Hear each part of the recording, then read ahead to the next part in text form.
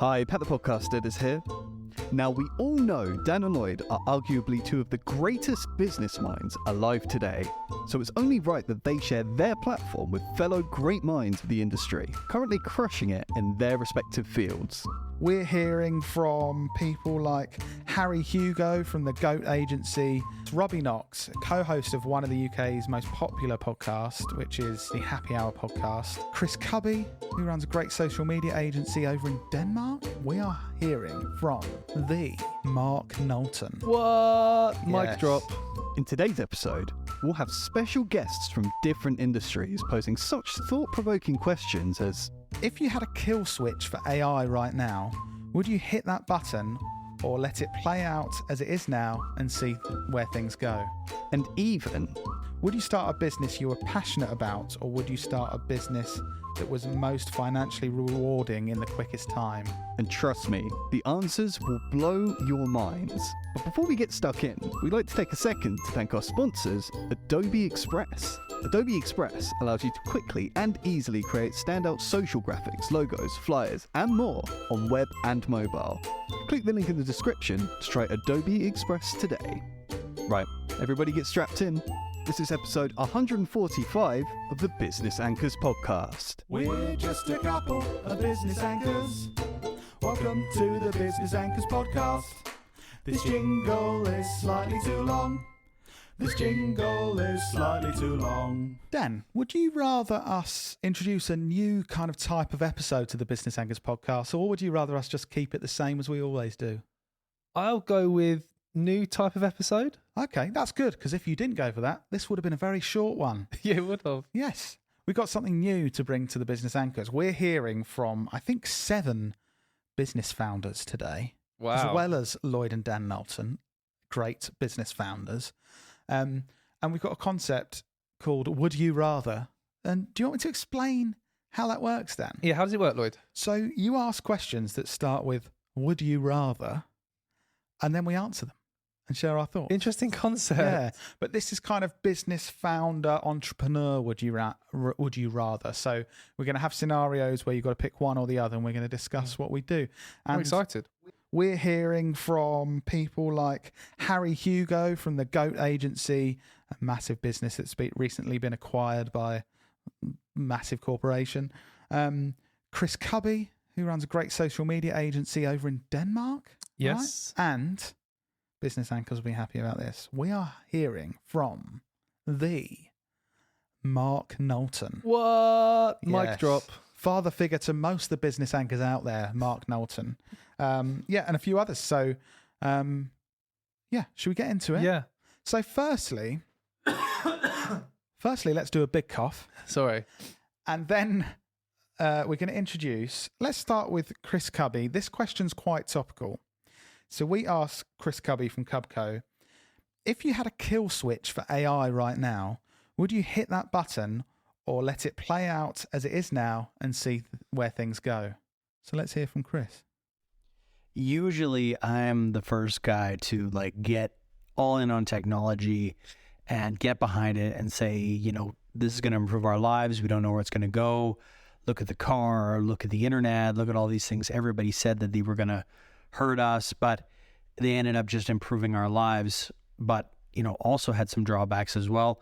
AI is a bit different for me. So AI to me feels like we are putting somebody above the food chain. So we're putting a technology above us in the food chain that I think is going to completely disrupt the way that we live our lives. And I think a lot of people are going to lose their jobs. I think we are not prepared for that massive switch, and it's coming so incredibly fast, more, faster than any other technology ever in history. So I would absolutely press that kill switch and just not look back. So that actually surprised me. Yeah. From Kubby. So he's saying right now he would press that kill switch to stop the progression of AI and just kind of go back to life before AI. And I do think that obviously why I started with that, AI is a massive thing in business right now, and it's affecting a lot of business founders and entrepreneurs. People are kind of having to switch up what they're doing and think about it.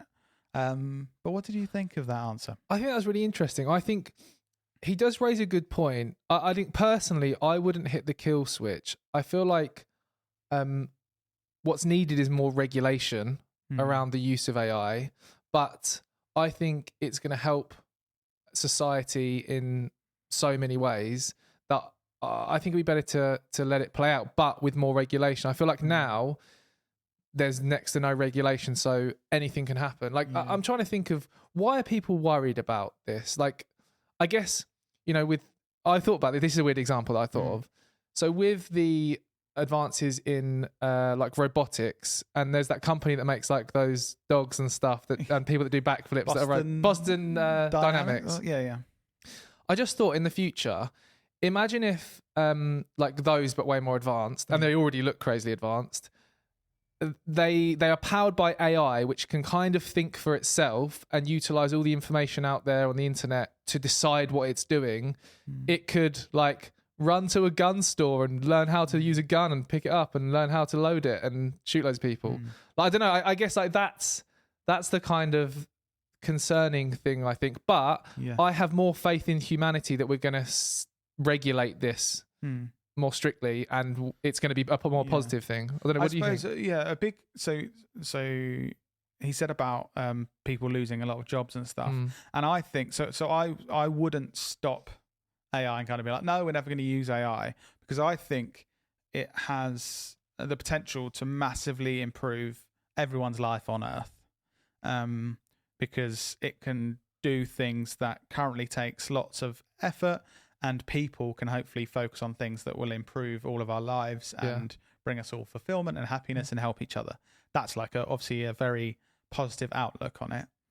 What I think I agree with Kubby on is that right now we're not prepared for it. So currently the rate that it's moving, shitloads of people are going to lose jobs because they're just not needed anymore like that. And I don't think society, we're prepared for that. Imagine just like 20% of people, their jobs aren't needed anymore. How do governments and countries and societies deal with that? I think at the moment it would just be huge amounts of unhappiness and like mental health issues, homelessness, all this sort of thing, where a portion of society just can't work anymore, and then a portion of society are absolutely fine. And I think it would be really bad. So I think there needs to be time for us to plan how we deal with that before it happens. And like Kubby said, it's moving so fast now. I don't think we have the time to kind of do that. I mean, weirdly, we literally experienced something recently where we were working on a project for a new client, and the client sacked a load of their staff when ChatGPT was launched because of how it would change their business. And like, and that's one example. Like, I definitely think in the future, but I don't know. I see it. I still don't think it's going to be a negative thing overall. Like, I think it's going to bring a lot of opportunity, allowing people to focus on the things that give them fulfillment, like you said, rather than mundane tasks that could be automated through AI. Like, surely that's a positive thing. Yeah, and I still believe so in the long term, but I think there's short-term consequence, and by short-term I mean like in the next decade. Yeah. So that's a long period of people's lives where it could cause some real pain and suffering for a lot of people, and I think that's what we need to prepare for, so we limit that. Cool. Well, thanks, Kubby, for that. Yes, thank you very much. So I'm going to go straight into another question that we've asked a friend of the show. Now, this person has been the only guest we've ever had on the Business Anchors podcast. I think it was episode 4 or something like that. And it's Robbie Knox, who is co-host of one of the UK's most popular podcasts, which is the Happy Hour podcast. Check it out if you're not a listener already. And I asked Robbie, would you rather have a financially successful business in a boring industry or a mediocre business in a fun industry? And this is what he had to say. Hiya Dan, hiya Lloyd, hiya business people listening to the pod and all that. I would say personally, probably go for the decent business in an enjoyable industry.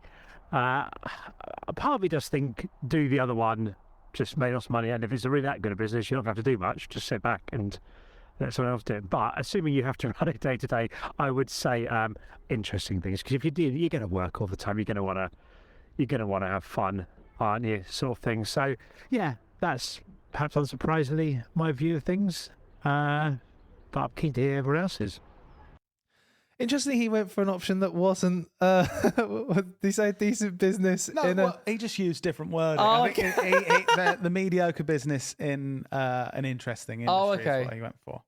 And I think this. I mean, in the last episode, we spoke about like work-life balance and mental health a lot and stuff like that with founders. I think this is interesting, thinking about what do you go for something that makes you the most money quickly, and I guess maybe think about after work, like retirement, those benefits, or do you try and do something that's interesting and fun? And I would argue that could you not find fun things that you enjoy within the unfun industry one? Yeah, and I think lots of people manage to do it. Lots of people run cleaning companies that really enjoy building. What's wrong with cleaning companies? No, that's what I'm saying.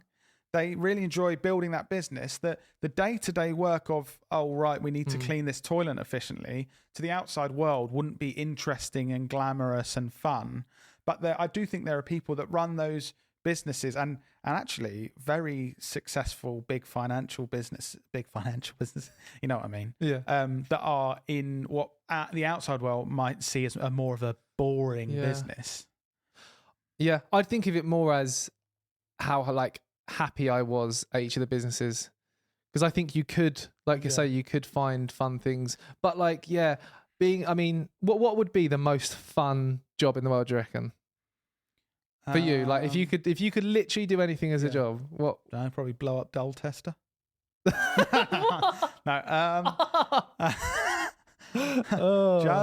That would be weird. The most enjoyable.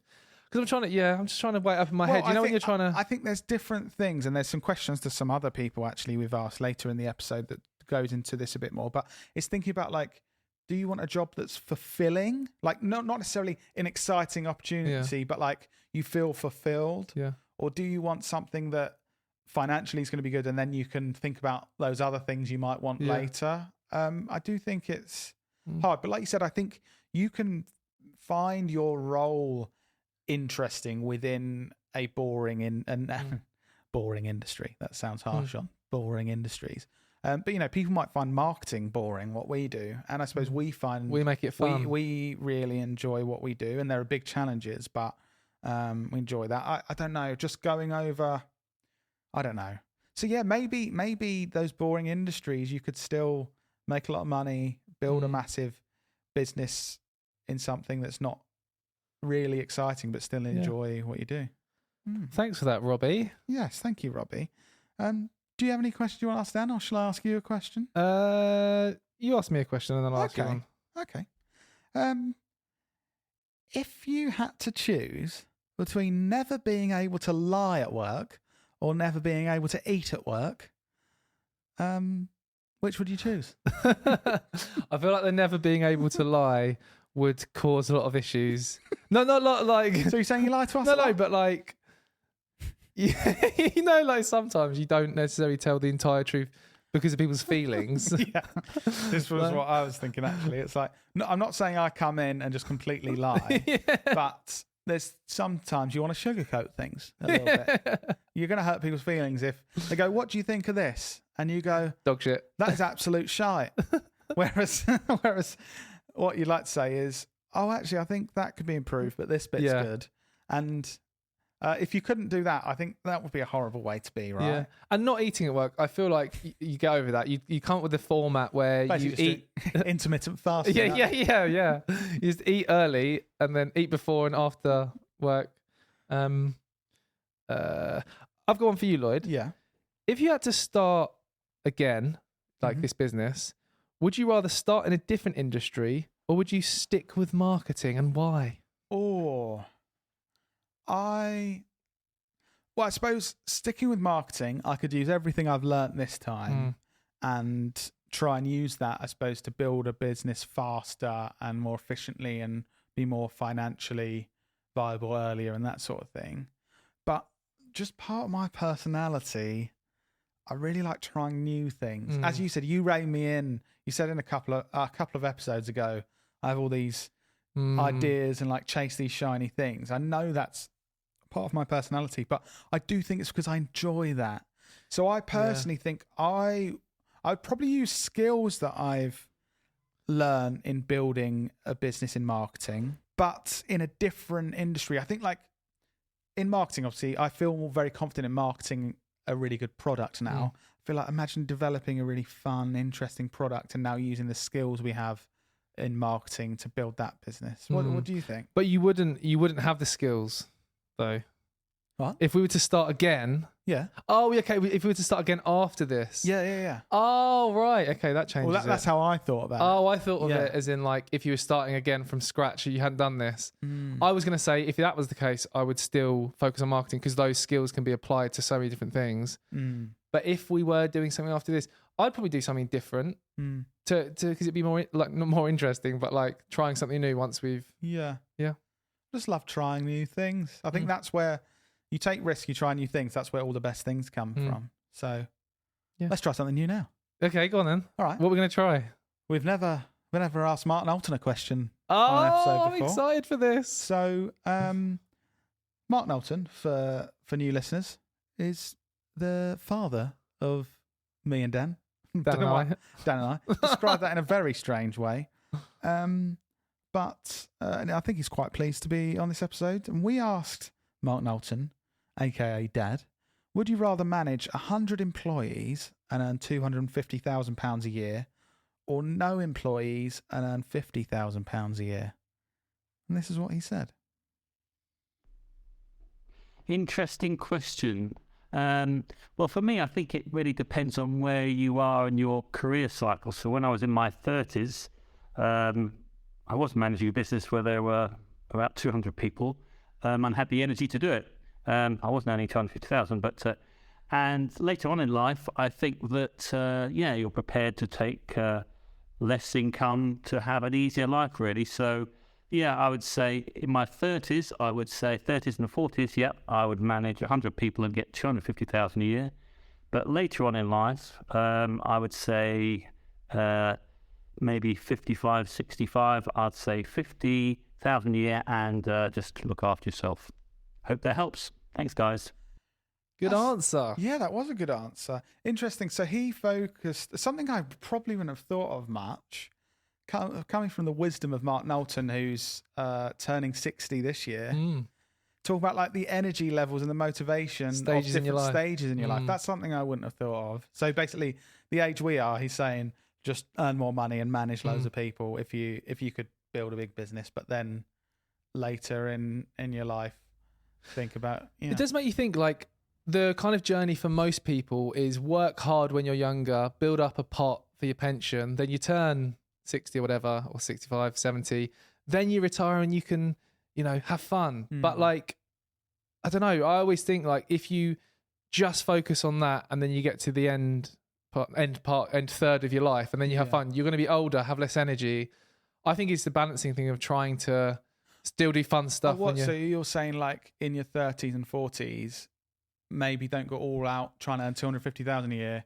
Like you have somewhere in the middle that wasn't an option, by the way, so that you can still have the balance of enjoying your life more and not just focusing on earning as much as you can. I guess it depends. If you could earn the 250,000 a year, manage the 100 people, and still have time to do some fun stuff, then yes. But I don't know if that would be the case.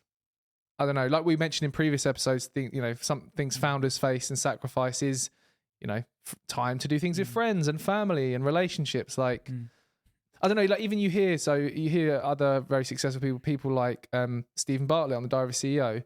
He talks a lot about he sacrificed a huge amount to get where he is now. Like he sacrificed relationships with friends, romantic relationships, till he's now, 30. Yeah. I don't know, like, I just think if I did that, I wouldn't have found my fiance, I wouldn't have had my amazing kids, and I wouldn't be in that position if I would have completely sacrificed all that other stuff to build like, the next unicorn. But then I suppose you could have lots of freedom now because you could do whatever you want if you've built that business. Think also, obviously this is a made up question, but if you do have the opportunity between earning 50,000 or 250,000, huge amount of people would be saying, yeah, either of those sound bloody brilliant. Yeah. I thought about that after I was listening and I was like, probably take the 50,000, look after myself. That sounds bloody lovely. Yeah. But yeah, I suppose I asked Dad that because he had the experience in his 30s of managing a huge amount of people, and I know now that it was very stressful. I thought it was interesting. He's always had, when we started this business, he was encouraged us not to employ people. I think after that experience, because he was thinking, God, it's stressful employing people. Try and just look after yourselves. And we obviously went against that advice a bit. But and you can see, like, even with a small team, it is stressful making sure you're paying everyone's wages and that you're looking after people and balancing everything. But quick fun Mark Knowlton story. When I first went to a networking event with Dad years and years ago, just before starting the business for you. I remember he knew it was like to do with his business, and he was meeting lots of people at this charity event. Yeah, and he told me before, do not call me Dad when we're there. Call me Mark. Right. And imagine for 30 or 25 years at the time, I'd been calling him Dad. I had a couple of beers at this thing, and I just kept calling him Dad by accident in front of Dad. Johnny Jagerbomb, Dad. Call me Mark. No, I get where he's coming from. He was just, he didn't want it to look like. But I think we spoke to him about this recently, and his point, I think, was he wanted you to seem like you're standing on your own 2 feet. If someone's like, Dad, I'll come with my dad to this business event. It's kind of like, oh, you're just here with your dad on work experience. It is a struggle when you've had a couple of beers to call someone a name that's different to what you've called them before. Should we just do another? Next question. Yeah. I actually asked Paul Wilkinson this, good friend of mine, but the voice note sounded like he was in a toilet cubicle or something, so I won't play it. But the question was, if it provided the same financial reward, would you rather have a business that was stressful but fulfilling, or stress-free and unfulfilling? So basically, like, a really stressful job, but you felt at the end of it like, oh, okay, I feel like I'm doing decent stuff, this is worth doing. Or you're completely stress-free, but you're kind of like... I'd go stressful and fulfilling. I think being fulfilled is more important than being stress-free. I value that more. What? I would probably, although I really try and advocate like not having a stressful life and trying to do things to make sure you don't, I kind of agree. Like, just doing a job that you don't give a shit about and you feel is adding nothing to anyone, but you're not stressed. I think it's kind of like I don't know, you can get into a negative headspace with that. Well, interestingly, I will share what Paul said. Thank you, Paul. I don't know if you were having a poo at the time, but it sounded like you were. But Paul said, if it provided the same financial oh no, that's the question. Said he was more focused on working towards a wider goal that he believed in rather than day-to-day fulfillment, which is a very millennial answer, I think. So basically that feeling of like, even if day-to-day you're not feeling like, oh, that was really worth doing and stuff, but if you're working towards a goal that you really believe in the long term, he said that's what he feels is the most important thing. And he also shared that I won't say the business he worked for, but he tried going through, because Paul's worked for a number of agencies and really helped them grow and stuff. He tried going for a stress-free, less fulfilling job. And his exact words in the voice note were, he got so fucking bored and left. So I do think there's that thing. Yeah. Even if you're like, I'm earning a decent amount, like, this isn't stressful, I think without feeling like you're adding to something, it is tough. Interesting. Have you got any points on that? As in what you'd prefer? What would you prefer? Oh, it's hard for me because, like I said, I really don't like saying have a stressful job, because I think stress is not good in general. But I think maybe, like you said, not being fulfilled in any way. And by the way, being fulfilled, it doesn't mean like you come to work every day and be like, oh my God, this is heaven. Oh, this is the best thing ever. Like all of our employees do when they work here. All of our team obviously come into work and say that. But I mean, like, as in, you've got parts of your job where you're like, oh, like I suppose working on something cool. Like, oh, that's like quite creative and I enjoyed doing that. Or like, I found that challenging, but like once I managed to get this done, I felt quite good and I feel like I've achieved something. Or, oh, it's good I'm progressing what I'm learning here and I'm having new experiences. That's what I kind of mean by fulfillment, not just Not like this, like utopia of like, oh my God, it's so good working at the chocolate tasting factory. Oh, I've met so many chocolates. Anyway, Weird flex. yeah. Right, next one. Not accidentally, completely intentionally asked a couple of people the same question here. Right. Okay. Okay. So this was planned, but first let's hear from Harry Hugo, who, for those of you who don't know, co-founder of the Goat Agency with two other founders, recently was it acquired or merged with a much bigger business and all very successful. Well done, Harry. Very, very proud of you. Don't know why I said that as if you're my son. And I asked him, there's a bit of a theme here with some of these questions, but would you start a business you were passionate about, or would you start a business that was most financially rewarding in the quickest time if he was to start again? And so this is obviously from someone that's just done very well, I think, financially and built a big business. So let's hear from Harry. Hello there. Yeah, exciting couple of weeks, exciting couple of years really, and you guys are flying as well, which is great to see. Love the podcast, well done. I love the fact you've stood the test of time on doing things differently and doing them well. So first of all, wicked work to you and to Dan. In terms of the question, I'd 100% choose something I'm passionate about. I've been fortunate enough to do that through my limited career, 2 businesses so far.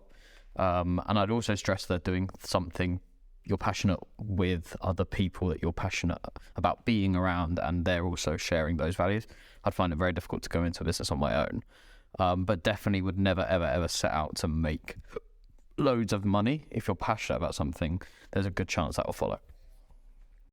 Good answer. Yeah, interesting. So gone for the passion thing, but sort of saying he thinks the money will follow. Yeah. And also commenting on doing it with people that you want to do it with. Yeah, that does make sense. Like, working, we spend so much time with people at work. Like, to enjoy it, you want to be with people that are on the same path as you and actually want to be there rather than... It obviously sounds simple, and obviously I work with you and my brother who I enjoy and all the guys we work with here. But yeah, I hadn't kind of thought about that people side of it's actually more of a consideration doing it with people that you like being around. Yeah. I think we both had careers in the past where we've worked with people who we maybe didn't get on with so well, and the feeling of going to work every day knowing that they're going to be there sucks. Yeah. As it's the same question, let's quickly hear from Adam Barry, co-founder of Electric House, a big agency based in... Are they in Birmingham now? I think so. Leicester? I think it's Birmingham. Leeds? To us, anything north of London is a foreign land. Yeah, they're lovely chaps, though. Yes, let's hear from Adam Barry. Long-time listener, first-time caller of the podcast. Yeah, I would definitely choose something that I was passionate about, because I just think it's more satisfying. And I think when we started the business, my finger slipped off the button. Sorry about that. I'm going to have to start again, aren't I? But as I was saying, I'd definitely do something I was passionate about. Well, I think some people are passionate about making as much money as possible. So if that's what you're passionate about, then you kind of tick both boxes. But if I was to start again, I'd definitely do something I was passionate about. Something that was more fulfilling and something that was giving back over the money. Because we all know there's lots of people out there with lots of money who are bitterly unhappy. Very true. Yes. Yeah, I think he's right. Like, there's lots of very traditionally successful people I've met that aren't happy. Yeah. So I suppose finding something that's going to make you happy and stuff rather than just chasing the money. Fun fact about Adam Barry. Yeah. We went to the On the Tools Awards once. Do you remember? There's a picture of you carrying him like a child. Yes. I wasn't sort of thinking he was like a child at that point. I was just carrying him like a human, really. It looked like it. Yes, we did. Yeah, I think it's like it's interesting he said about some people are passionate about making the most money they can, and I do think some people's passion is they really enjoy like the challenge of building a business. Like that is almost like a hobby. Like, how can I make this business grow and make money and stuff? And like that's what they're passionate about and really interests them. So I think, like he said, some people have that as something that really drives them. I think there's an extent with our business growth of that with me, like the kind of journey of building a business I find enjoyable. I get a buzz when we bring on a new client, and as revenue grows and the team grows, like I feel like it's a buzz because we've put all this work in, figured out how to do it, and then that's the end point of another like sort of just a good feeling of we've won a new client and we're going towards what we want to go towards. Because I feel like I wouldn't want to say for me, go for the financial one, because I think that makes you sound like a horrible business person that doesn't give a shit about anything else. But I suppose if I'm honest, like I'm saying, there's an element of like the enjoying building a business and like learning how to do that I do enjoy, and obviously that is around financial stuff. But then at the same time, I think my future plans, like Adam said, would like to do something more that has more giving back and a feeling like you're part of something that's really helping people. I feel like that would be really fulfilling too. Interesting. Thank you, Harry Hugo from the Goat Agency and Adam Barry from Electric House. Who else have we got, Lloyd? So, shall we hear from Biz Paul? Yes. Biz Paul has a proper name. Paul Ince from Like Mind Media. And I asked Biz Paul, would you rather have a business you can run solely from home without meeting anyone else? So easy. You're just at home. You don't have to meet anyone. Chill in your pajamas. Or would you run a business where you had to be in the office around other people for at least 40 hours a week? This is what Biz Paul, aka Paul Ince, had to say. I would rather spend time in the office surrounded by people than spend time with myself. I would be sick of myself. I'm sick of myself already. I'm sick of the sound of my own voice. I need people. I would rather be in an office. Thank you very much. I have to agree with him. I think the same. I think during COVID, this whole rise of working from home and everything, and it made people realise how they can be more efficient. You don't have to, travel to meet people and that kind of thing. But for me, a huge factor of enjoying coming to work is the people I'm around and interacting with them and feeling like you're on a journey together, that togetherness. I don't know, you don't really get that if you're just at home on your own. Even if you do it on Zoom and you catch up and all that stuff, it's not the same. I think we spoke about it in the last episode about like relationships being a massive part of like keeping your mental health going and general happiness and I do think it's hard to do that if you're not meeting people day to day. I feel like there's something certainly in my brain, like a box that gets ticked of like, good human interaction. We can be happy for another day.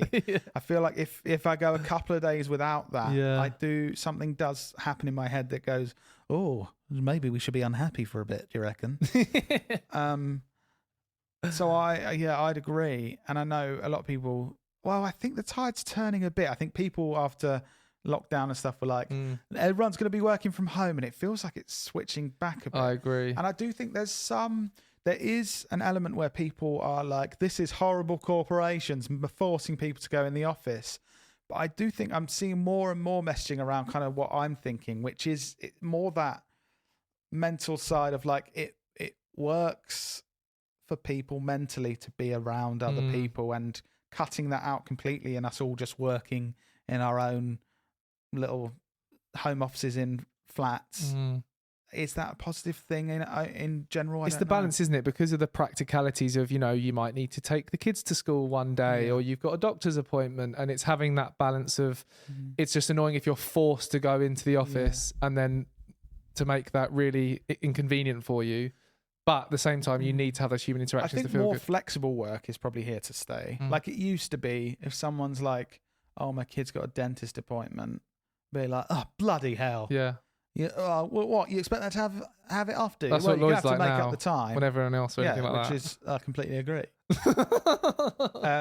Whereas now I think it's much more like, I think most employers are more understanding. Like everyone has lives outside of work, and it's like, that optician appointment might not be able to happen at a weekend, or you might need to do this, or you might just want to go to your children's sports day, and rather than it be like, I have to, someone might just want to, and that's a reasonable thing for someone to go and do.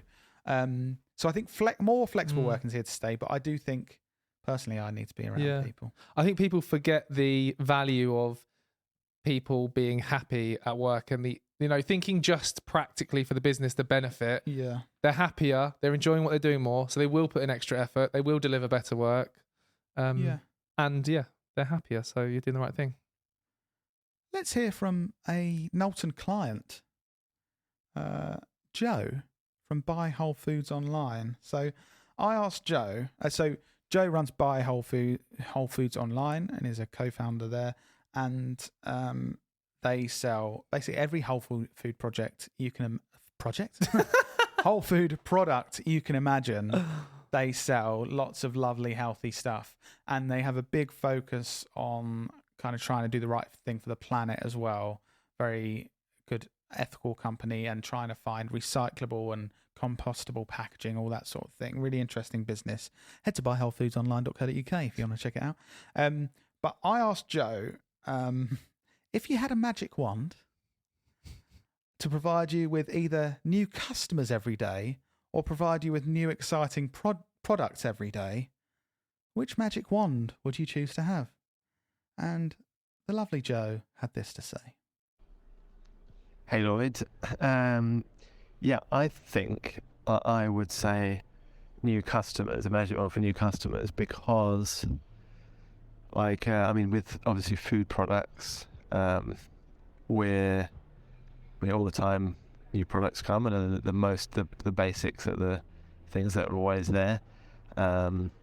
As a product, we're constantly trying to add new things that really enhance our business, but we're always having creative ideas for that. It's more a question of having the resources and time to actually implement the list of things that we want to improve and features we want to add to the customer experience. But so for a magic wand, if I could choose a magic wand to be able to get all the features we wanted to improve done instantly, I would choose that one over either. But between those two, I think new customers. Interesting. I think a lot of business owners, they have lots of ideas on how to improve their business, but they don't always have lots of ideas in how to actually get new customers and market and sell what they do. I think that the bringing on the magic wand to get new customers will bring on so much more opportunity, because it will help the business grow, it'll help you make more money, help you invest back into the business, give you more time, resource, people that you could hire to help you implement those things It's that you've mentioned. an interesting metaphor. Like, if you could find a magic wand that would help you get more customers, maybe you've been listening to the co-founders of a business that could almost act like a magic wand to help you find new customers. The magic Knowlton wand. Did you plan that? No, I didn't. But yeah, I think the two sides of businesses of like improving your own products or services and then finding the customers for those, it's two like massively different challenges. And I guess different businesses struggle with either, but I don't know. I think it's weird. I'd choose to have the magic wand to find new customers, because I find it really enjoyable, like improving our business and like our service offering and that kind of thing. So I'd be happy to keep working hard on that. But then I suppose that's because maybe it's not my skill set. Like your skill set's more sales and marketing. So maybe you'd want the magic wand. Yeah. Give us that magic wand. Yeah. All right. Will do.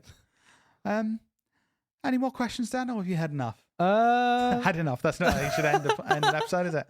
I think that's good. I think that's a good amount of questions. Okay. Well, thank you very much for everyone that's contributed to that episode. Really appreciate your time. And we hope you've enjoyed that, Anchors. If you've enjoyed hearing from other people other than me and Dan, please let us know. We won't be offended. Dan and I. Thank you, Dan. Always there to correct my grammar in public. Greatly appreciated. Let us know any of your feedback if you've enjoyed that episode, or if you haven't. That'd be good too. Yeah. But I hope you'll be back next week, whether you enjoyed it or not. So we will see you in your ears next week.